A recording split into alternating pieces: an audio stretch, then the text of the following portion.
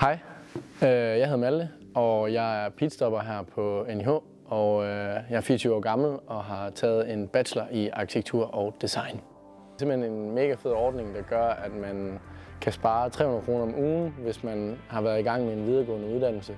For mit vedkommende, der var jeg i gang med en bachelor, og da jeg så blev færdig, så kunne jeg godt mærke, at jeg skulle ikke lige videre på kandidaten. Så jeg søgte om at få pitstop, og det gør så, at jeg sparer 7.500 på hele mit højskoleophold. Jamen, jeg ledte efter et sted, hvor jeg kunne dyrke noget vandsport, da det først og fremmest var det, jeg sådan virkelig elsker at lave. Og så kunne jeg også godt mærke, at jeg ville gerne noget, hvor det ikke bare var linjebaseret, men noget, hvor det var meget bredt.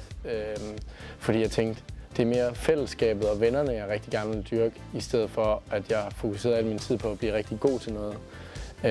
Og der fandt jeg jo så NIH, og da jeg så kom herop, så tænkte jeg bare, det er den perfekte legeplads, så at sige, til at få nogle virkelig stærke relationer.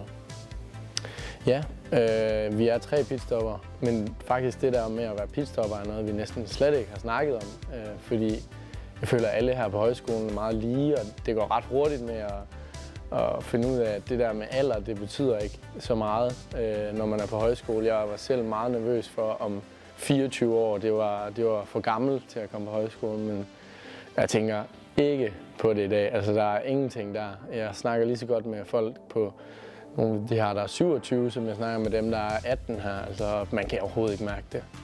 Og det er et godt spørgsmål. Hvad har jeg fået ud af mit højskoleophold?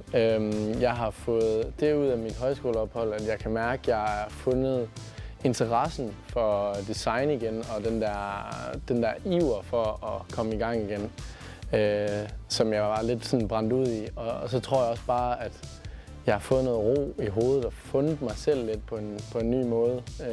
Det lyder meget kliché at sige, men det tror jeg faktisk er meget rigtigt for højskole, at man finder sig selv lidt gennem andre mennesker og blive stille i nogle situationer, man ikke lige har prøvet før. Så det har været mega fedt.